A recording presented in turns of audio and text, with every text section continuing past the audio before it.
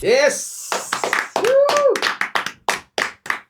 Suasana baru, penampilan baru, pastinya harapan kita baru.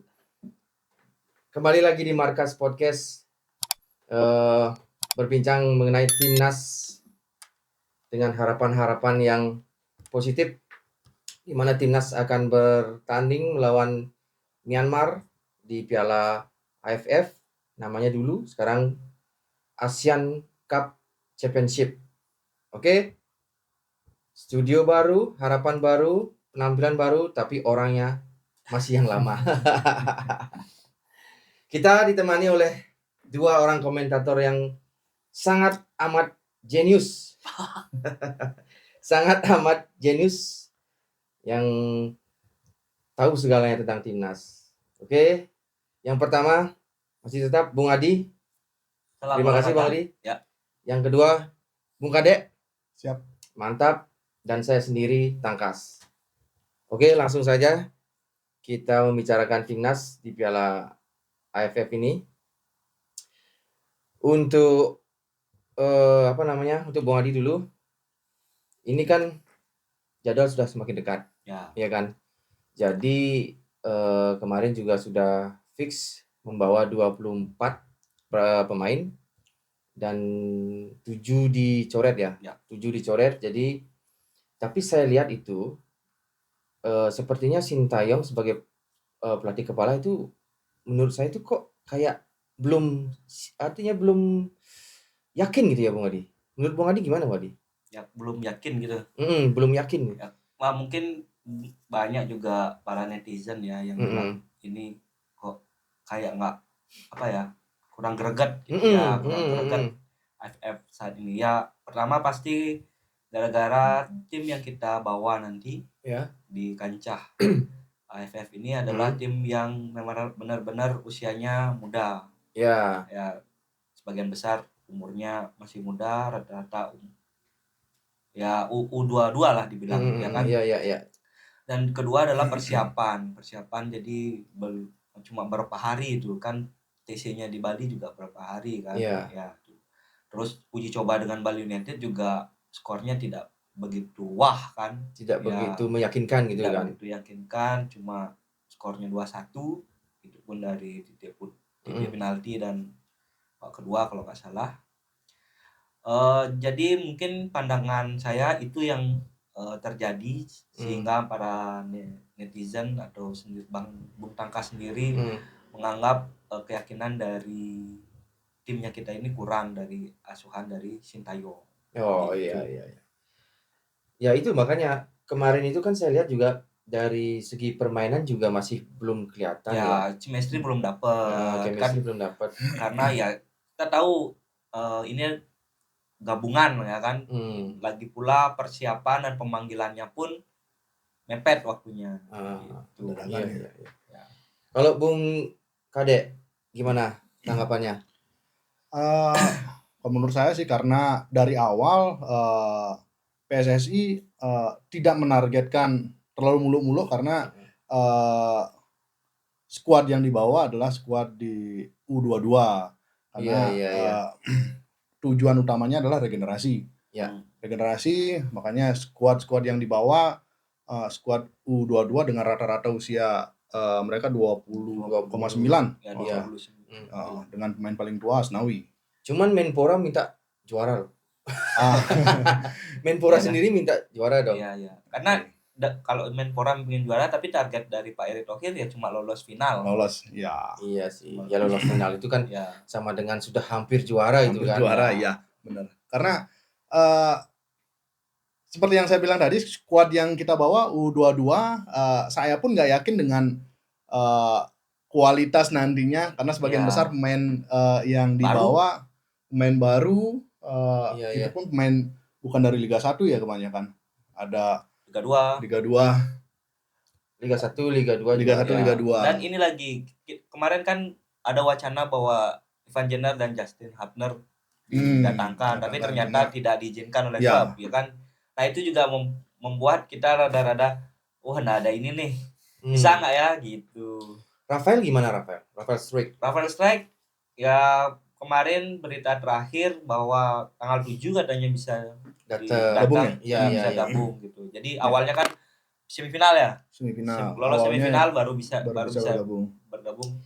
Oke, menurut Bang Adi, pengaruh dari Rafael Struijk ini apa? Sebesar apa pengaruhnya gitu? Kalau kita lihat dari, karena kemarin lawan Bali kan belum datang. Nah, pengaruhnya nanti seperti apa? Kita lihat Rafael Struijk selama ini kita waktu di senior ya, kontribusinya sungguh luar biasa. Seorang Sananta pun tidak bisa menggantikan posisi dari Rafael Struijk yang begitu signifikan ya. Nah, mudah-mudahan dengan datangnya Rafael Struijk ya bisa nambah dikit lah, ya meningkatkan mental lah. Ya, meningkatkan mental, meningkatkan daya gedornya kita lah ya, karena kita ketahui kontrol bolanya, tahan bolanya itu luar biasa kalau Rafael Struijk. Artinya skillnya udah luar biasa dibandingkan ya yang tidak mengecilkan yang lain ya kan, karena kita udah lihat nyata dari timnas pun, apalagi saat dia yang perform banget ya dia bisa nyetak gol dari luar, dan golnya pun kita lihat golnya indah-indah semua, kan? Nah gitu, jadi adalah efeknya kalau Rafael Struijk datang. Paling nggak meningkatkan mental dari pemain-pemain yang lain. Karena Rafael Struijk salah satu pemain dari senior yang dibawa, paling nggak meningkatkan daya gedor lah, mentalitas. Karena lawan-lawan kita timnas negara lain yang dibawa adalah timnas senior ya kan, Vietnam. Vietnam, Thailand. Lawan kita yang paling berat Vietnam kalau di grup. Kalau di grup Vietnam kan. Ada Filipina, Vietnam, Myanmar ya kan, Laos. Karena hampir rata-rata semua pemain senior yang dibawa. Karena mereka menganggap antusias untuk Piala AFF ini. Karena mereka menganggap serius ajang ini. Iya. Sedangkan kita gimana? Kita ya regenerasi. Karena regenerasi. Bagi kita sudah tidak menganggap serius lagi Piala AFF ini. Kalau dulu sih kalau dulu Piala AFF setara Piala Dunia di ASEAN selalu dinantikan. Karena kan patokannya adalah menang dulu bisa dulu di AFF baru bisa ke Piala Dunia. Nah, sekarang udah Piala Dunia udah kita ke round 3, udah lewatin gitu loh. Jadinya buat apa? AFF kan dipakai dengan ajang uji coba. Benar. Regenerasi untuk mencari tim senior nanti. Untuk jangka panjang. Harapannya kan gitu. Ivar Jenner yang diharapkan sekali itu dengan Sintayong. Siapa lagi? Justin Hubner. Itu sudah dipastikan tidak bisa hadir ya. Karena memang bukan dari pemainnya, karena memang dari klubnya ya. Karena kita ini kan susah juga karena AFF ini bukan agendanya FIFA. Benar sekali. Tapi kalau menang sampai juara baru diberikan tambahan poin. Juara khusus juara kan? Khusus juara baru ditambahkan poin. Kalau yang kalah ya ada pengurangan. Iya. Oke, sekarang kita akan lanjut membahas mengenai review tentang apa namanya kekuatan dari Myanmar dibandingkan dengan kita yang U22 ya kan, yang nantinya tinggal menghitung hari ini akan bertanding lawan Myanmar kita Indonesia. Jadi seperti apa Bung Adi? Kalau kita ketahui formasi Sintayong tuh suka dengan taktik 3-4-3 atau berkembang 3-5-2. Ya, dengan satu striker di depan. Kalau dia sukanya kayak gitu. Jadi nggak jauh-jauh formasinya seperti itu. Dan seperti lawan Bali United pun kayak gitu. Banyak gitu juga. Gitu. Nah, kalau Myanmar saya belum tahu perkembangan update terbaru dari Myanmar karena list pemainnya juga belum keluar. Belum sampai saat ini belum ada. Belum keluar apa sengaja tidak di tapi pasti harusnya dipublish, cuman dipublish. belum sampai saat ini belum ada sampai saat ini ya. Yang fix belum ada. Kalau melihat dari pertandingan mungkin friendly match-nya kemarin gitu, Myanmar sudah kan ada pantauan tuh. Menurut Bung Kadek gimana? Sampai saat ini sih belum ada kelihatan ya yang Karena mereka pun juga jarang bertanding ya. Jarang bertanding karena kapasitas mereka cuma di ASEAN. Ya kan ya. Lagi pula negara-negara seperti negara seperti Myanmar, Laos, Kamboja itu jarang melakukan friendly match yang kelihatan di media gitu loh. Iya. Prediksinya seperti apa pertandingan di Indonesia? Kalau prediksi saya pasti dari formasi mungkin seperti saya bilang tadi 3-4-3 pasti dari posisi penjaga gawang itu pasti biasa Dava. Kayaknya Dava. Karena kemarin main di Bali United ya. Ya Dava ini kan dari pemain Borneo. Udah inti ya, dia jadi inti ya. Borneo. Terus Kade Ariel. Ya. Kade Ariel pasti dipakai. Terus Muhammad Ferrari. Ya, Muhammad Ferrari. Terus mungkin Robby Darwish bisa aja dipakai. Ya, terus kalau kemarin lawan Bali dipakai enggak? Dipakai kan? Ya, terus ada Arhan Pratama Asnawi. Ya, di sayap ya. Itu sayap kanan kiri. Oke, pemain tengahnya? Pemain tengah. Nah, ini pemain tengah kadang-kadang kita belum fix sekali ini. Pasti Marceng pasti main.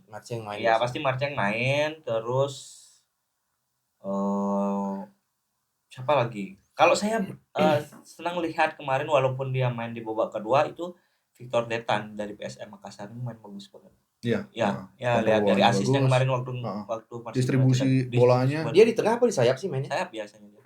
Oh, di sayap dia mainnya. Oh, kemarin yang ngumpan si Marcelino ini kan? Iya. Ini sebenarnya dia posisinya main tengah dia. Ya kan? Terus kalau striker ya pasti Rafael Strike. Keceraka mungkin. Ya. Tapi sudah dipastikan Rafael itu pasti ya. Rafael Strike. Keceraka itu kan bisa. Nah, Bung Kade. Bagaimana kekuatan kita di lini tengah ini? Ya kan? Ya. Yang berisikan kalau pemain seniornya mungkin hanya ada satu ya. Si Marcelino. Dan didukung dengan pemain-pemain junior. Ya. Walaupun umur setara ya, tapi kan dari segi pengalaman dia beda ya. Menurut Bung Kade gimana? Ya. Kita ngeliat kan ada Marcelino ini lumayan bikin hidup di lini tengah. Kemudian harapan kita di sayap kita. Sayap kiri ada Arhan. Kemudian ada di kanan ada Asnawi, senior. Diharapkan sih bisa mendistribusikan bola ke depan.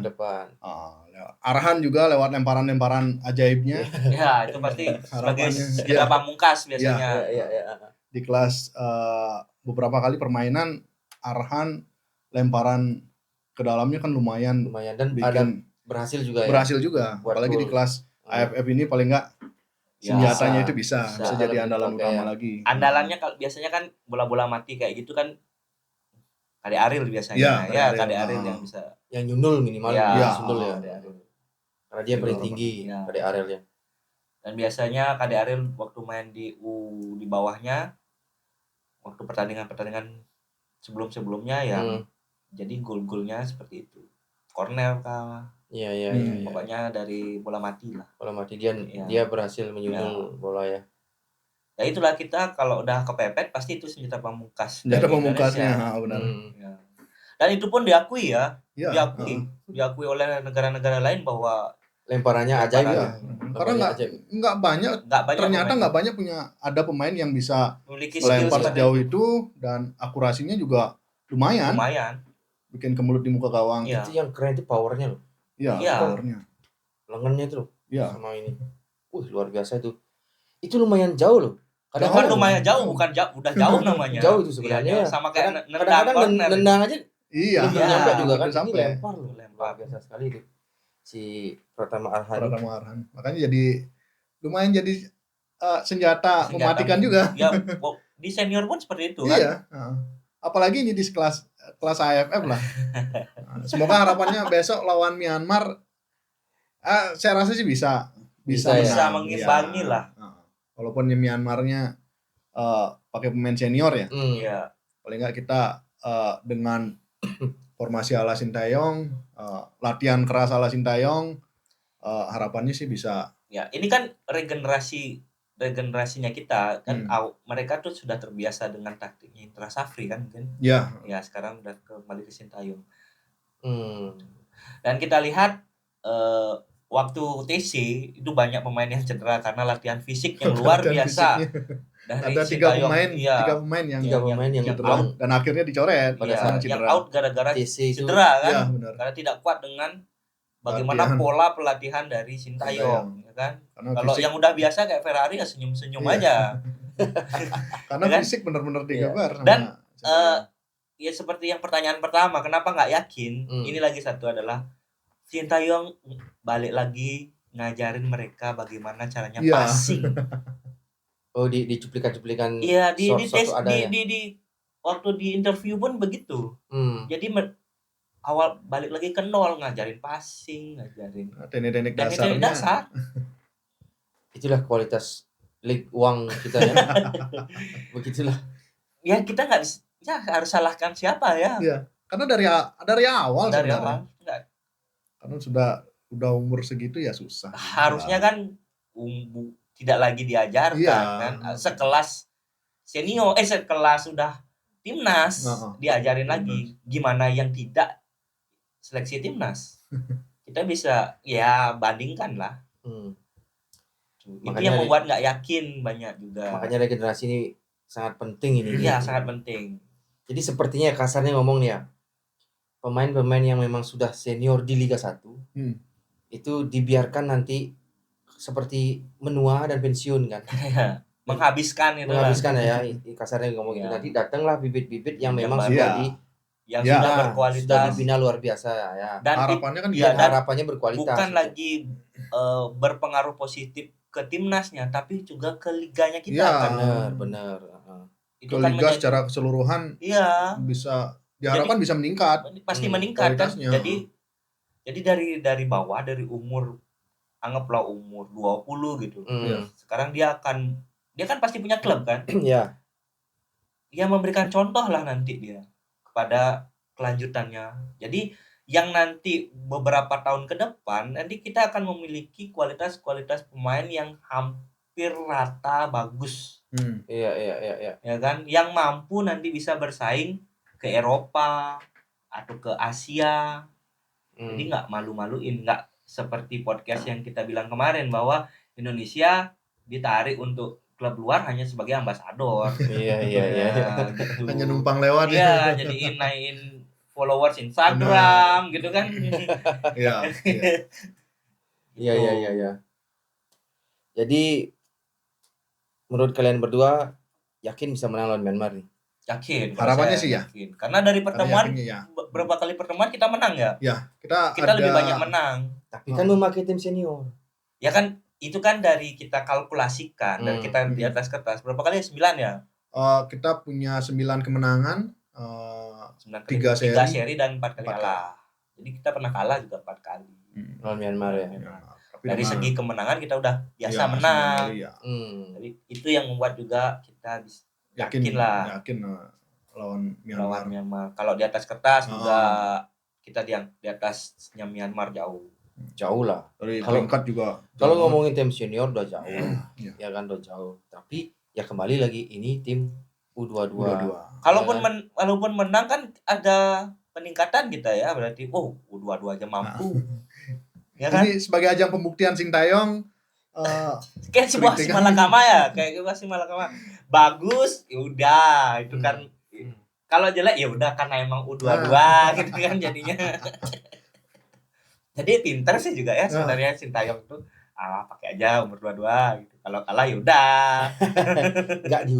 Enggak terlalu dihujat lah ya. Biasa kan netizen. Tapi netizen udah berekspektasi bahwa enggak harus juara gitu. Udah kebanyakan netizen kayak gitu. Orangnya sudah mulai pinter lah. Ya, karena di awal sudah tidak diharapkan di Piala AFF ini. Itu hanya sebagai ajang uji coba. Jadi mereka udah nyadar. Termasuk saya pun udah nyadar kita udah kelasnya udah nggak di sini gitu. Iya, benar. Di sini lah AFF apa yang dibilang kemarin kan piala kerupuk. Piala Ciki ya. Iya, benar. Piala renyah. Ya, makanya jadi secara keseluruhan pamornya Piala AFF ini dengan Indonesia tidak menurunkan tim senior jadi semakin tidak menarik lagi. Iya benar. Emang nggak menarik kan sebenarnya. Nggak menarik jadinya. Ini kan dulu tujuannya AFF dibuat kan untuk menjalin kerjasama se Asia Tenggara gitu aja sih sebenarnya. Se Asia Tenggara ya. Iya. Jadi untuk ada kompetisi lah gitu. Iya. Kalau dulu sih iya ya. AFF ajang bergengsi. Apalagi dulu saya terkenal dengan bukan AFF kan Piala Tiger. Piala Tiger. Iya, Piala Tiger dulu. Tahun 90-an kalau enggak salah dia. Piala Tiger itu memang bergengsi. Tapi sekarang setelah Indonesia kedatangan beberapa pemain keturunan dan kualitasnya meningkat jauh sampai ke round 3 Piala Dunia, AFF jadi dikesampingkan dan tidak menarik lagi. Dan kita juga banyak mencatat sejarah bahwa pertama kali dari playoff bisa langsung ke round 3. Ya. Itu juga sejarah. Luar biasa sekali memang. Jadi kita anggaplah kalau menang yuk syukur, kalau kalah menang disyukuri, kalah pun nggak apa-apa. Sebagai pembelajaran. Kan pemain muda dapat pengalaman. Seperti yang dibilang Bung Kadek tadi kan mental dan teruji. Jadi mereka dapat mental junior kita kan teruji. Mental juga teruji, terus kita dapat plus tambahan pelatihan dari nggak bisa passing, tahu passing ya kan gitu jadinya. Tuh, latihan fisik juga ya kan. Dari kemarin karena aja selama ini yang di klub tidak dapat. Akhirnya di tangan Sintayong jadi lebih berkembang. Yang di klub boleh makan pisang goreng gitu, kan? Nasi goreng gitu kan. Sekarang udah martabak yang gitu. Sekarang enggak bisa makan gitu sekarang.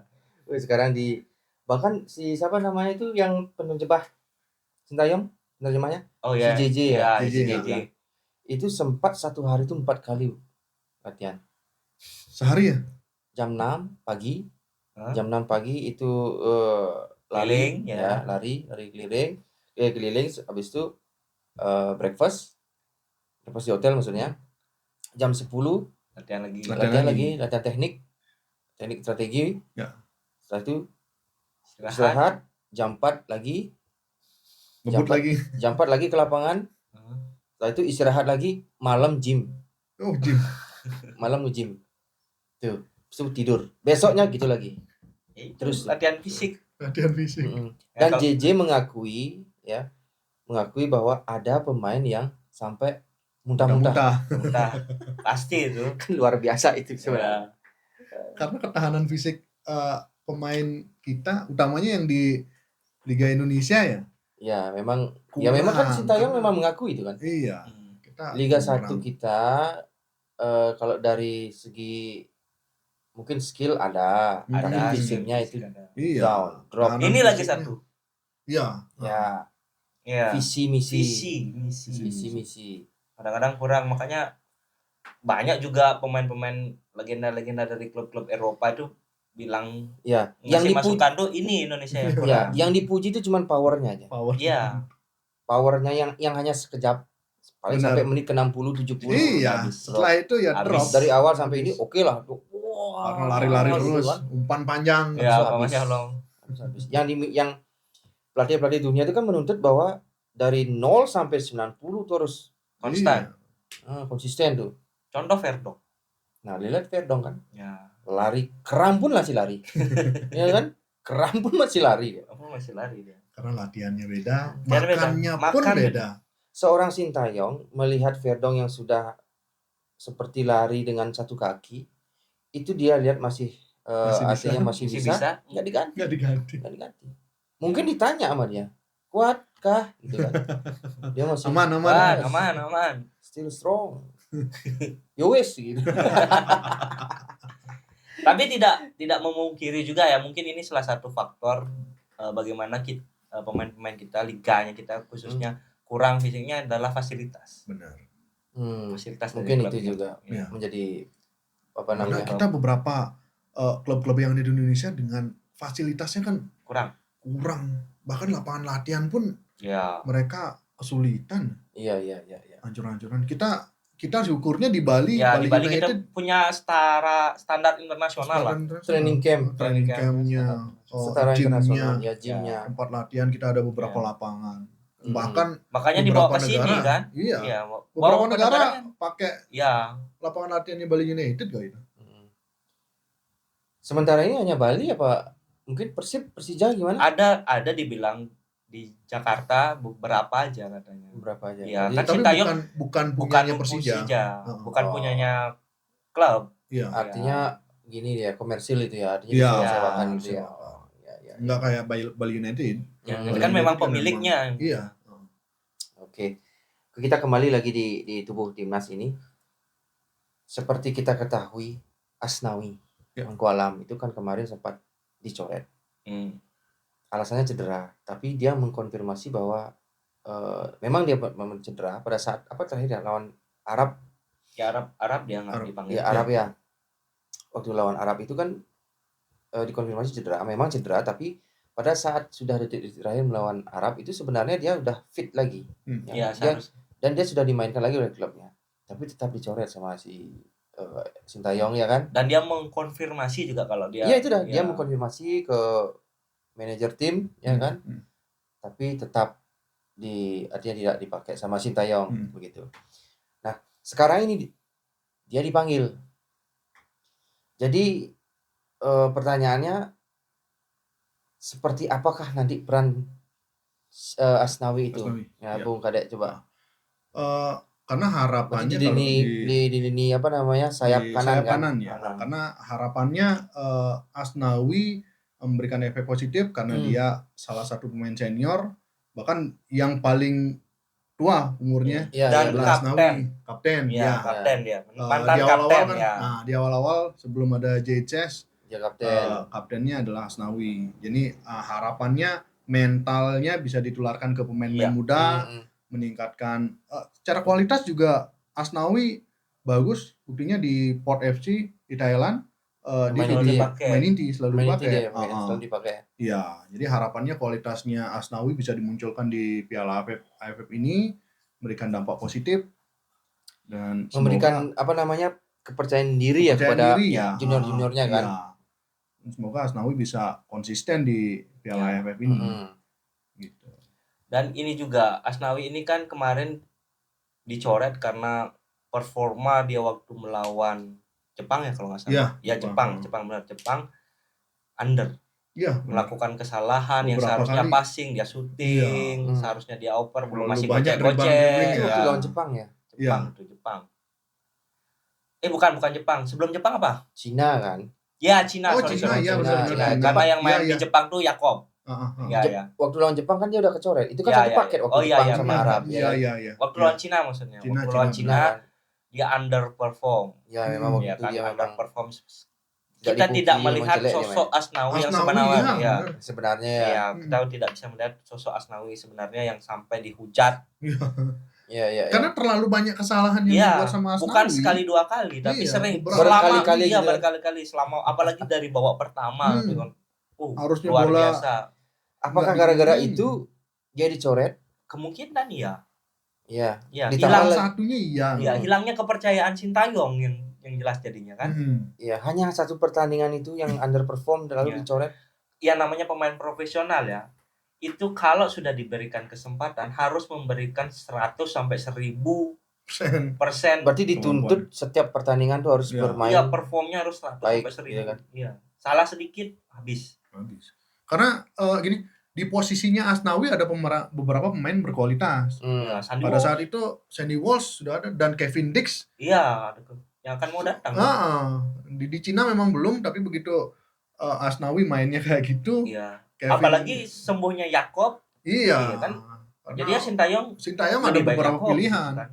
Dia banyak pilihan jadi. Karena begitu Asnawi main modelnya kayak gitu ya pasti diganti. Apalagi penggantinya Kevin Dix kan. Dengan posisi yang sama kan. Kalau dulu pertama kan Sandy Walsh yang cadangan. Iya. Asnawi yang selalu dipakai. Kalau sekarang ya karena underperform justru Asnawi yang dicadangkan ya. Sandy Walsh yang naik. Ya memang salah satu kekurangan Sandy Walsh kan fisik. Ya. Tidak bisa main selama full kadang-kadang Full, 90 menit gitu. Nah, sekarang balik lagi pertanyaan yang tadi. Kenapa Asnawi dipakai? Mungkin Sintayong ingin memberikan kepercayaan, kesempatan kepercayaan bahwa bisa nggak membawa, itu salah satunya, bisa nggak membawa performnya dia kembali. Ya, dengan kancah di timnas, lawan-lawannya kan levelnya di bawah gitu. Ya, itu salah satu yang kedua yang bisa dibilang seperti Bung Kadek tadi, bahwa meningkatkan mentalitas kepada adik-adiknya. Ya, apalagi dia pernah menjabat sebagai kapten. Tapi memang tidak dipungkiri kalau di tim senior kita kan memang artinya di posisinya Asnawi itu kan memang berat memang. Iya, karena selalu naik turun. Bukan, maksud saya tuh seperti persaingan gitu loh. Ya kan ada Sandy Walsh. Yang di senior ya. Kevin Dick lagi sekarang kan. Kevin Dick. Yakob juga bisa di sana. Jadi kan sudah punya 3 dalam satu posisi kan udah. Artinya sudah. Kadang-kadang kan kalau Eliano kan bisa juga pernah dipasang bisa. Sedangkan si Asnawi itu hanya bisa satu posisi. Iya kan, satu posisi. Dia zamannya Sintayong ini kan dia enggak pernah dirubah posisinya, enggak pernah. Selalu di sana. Back sayap ya kan, back sayap kanan. Arhan baru pernah pindah-pindah dia. Ya. Arhan pindah-pindah seperti misalkan si Habner juga pernah pindah, si Nathan. Ferrari pun pernah. Ya, Nathan juga pernah. Iya, Ferrari pernah dia dijadikan sebagai wingback kanan dia. Waktu lawan Australia lagi. Jadi persaingan di satu posisi itu ya sangat gini banget kan. Banyak. Karena STY itu suka tipe-tipe pemain yang bisa banyak role posisi. Iya, banyak role dia suka. Waktu lawan Arab, Sandy Walsh mainnya oke kan? Mainnya oke banget. Oke banget Sandy Walsh kan. Walaupun nggak main penuh ya. Iya, walaupun nggak main penuh tapi kontribusinya luar biasa. Posisinya Sandy Walsh bagus itu. Itu pun Kevin Dick waktu itu cedera Jepang kan. Kalau misalkan Kevin Dick hadir, bisa Kevin Dick main. Karena waktu lawan Jepang adanya Kevin Dick mati serangan Jepang. Ya, setelah Kevin Dick keluar baru kita dibabat habis. Yakob ngaver di sana. Keteteran sama si Brighton siapa? Mitoma. Dihajar sama Mitoma itu. Iya. Kalau udah sama-sama pemain Eropa kan beda penanganannya kan. Gapnya terlalu jauh sih. Kualitasnya. Itu memang kualitasnya memang udah beda memang. Kevin Dick biasa main di Eropa dengan. Oke, Bung Adi sama Bung Kadek. Terakhir prediksi skor lah. Indonesia U22 melawan Myanmar senior. Di AFF. Ya, melawan Myanmar senior di AFF besok. 2-0 lah. Untuk Indonesia dong. Oke, Bung Adi. 2-1. 2-1 untuk Indonesia. Oke. Berarti kalian berdua sangat optimis ya? Optimis kan. Walaupun Myanmar, U22 kan? Ya. U22. Dan mereka pun tim senior itu. Ya, dan ini nanti sebagai pandangan kita pertama ya, bagaimana permainan Indonesia dengan asuhan Sintayong pakai U22. Jadi sebagai kayak gini kualitasnya. Nanti lawan Vietnam kalau bagus, berani. Kalau enggak ya udah. Kita bisa sebagai netizen kita bisa meraba-raba nih kekuatannya sebagai patokan lah. Di awal-awal ini kan jadi gambaran secara kalau kemarin lawan Bali United kan sebagai cuma uji coba ya training lah. Beberapa pemain kan jadi nggak kelihatan banget. Dan beberapa pemain intinya juga belum bisa turun. Iya. Oke, berarti kalian berdua sangat optimis, mudah-mudahan menjadi kenyataan, ya kan? Ya. Kalau saya sendiri seandainya menang, saya senang, ya. Seandainya kalah, ya sudah. Nggak apa-apa. Ya sudahlah. Tapi pasti ada rasa kecewa ada. Iya, rasa kecewa ada. Cuman ya sudah karena ya itulah nasionalisme kita kan. Artinya memang kita kan selalu berharap supaya menang gitu kan. Tapi tetap dengan melihat kondisi dan keadaan bahwa kita memakai U20. Jangan terlalu U22 jangan terlalu berekspektasi tinggi. Ekspektasi jangan terlalu tinggi. Jadi ya, saya harapkan supaya menang. Harapan skornya kita sama. Berapa? Kita udah nembak skor. Bung Tangan sendiri nembak skor berapa? Kalau saya sih bingung deh. bukan gimana ya, kalau saya seri sih kayaknya. Seri sih kayaknya. Dia dari awal, dari pertanyaannya Iya. dari awal dia nggak yakin. Sebenarnya nggak yakin dia. Iya. Bukan nggak yakin, gimana sih ngomongnya kalau enaknya ya? Kenyataan, realita gitu. Ya, artinya saya tidak terlalu, ekspektasi saya tidak tinggi gitu loh, karena kita akan melawan timnas senior, bagaimanapun juga mereka lebih berpengalaman. Ya. Walaupun tidak pernah juara Myanmar ya, walaupun tidak pernah juara atau tidak pernah apa, paling tidak dia sudah, artinya satu sama lainnya kan sudah menjadi kesatuan, ya kan, senior. Ada meskipun ada friendly match yang bukan ranah FIFA, tapi kan dia juga udah bertanding di sana melawan kita yang masih junior, yang baru saat ini disatukan. Ya kan? Prediksi saya 1-1, tapi harapan saya menang Indonesia. Begitu. Oke, terima kasih Bung Adi sama Bung Kadek. Siap. Sekian dulu dari kita. Semoga nanti ada update-update yang luar biasa dari mereka berdua, narsum kita ini. Punit. Ada pesan terakhir Bung Adi, Bung Kadek? Tidak ada. Pokoknya dukung terus timnas Indonesia. Ya, apapun hasilnya. Mau berapa gitu. Dan saya ucapkan selamat kepada timnas Garuda timnas Pertiwi putri. yang sudah menjuarai AFF ya, kualifikasi AFF Cup, menang 3-1. Ya, semangat terus. Kita nanti mereka akan nanti bermain di kancah selanjutnya di Asian Championship. Semoga kualitasnya terus meningkat dan terus kita dukung apapun hasilnya, dan kita dukung juga bagaimana PSSI untuk meningkatkan tim sepak bola putra maupun putri. Ya, mengembangkan timnas putri terutama. Putri ya. Yang belum ada liganya ternyata. Belum ada liga. Belum ada liganya udah bisa juara. Ya kan? Oke, sekian dulu dari Markas. Saya Tangkas. Ciao.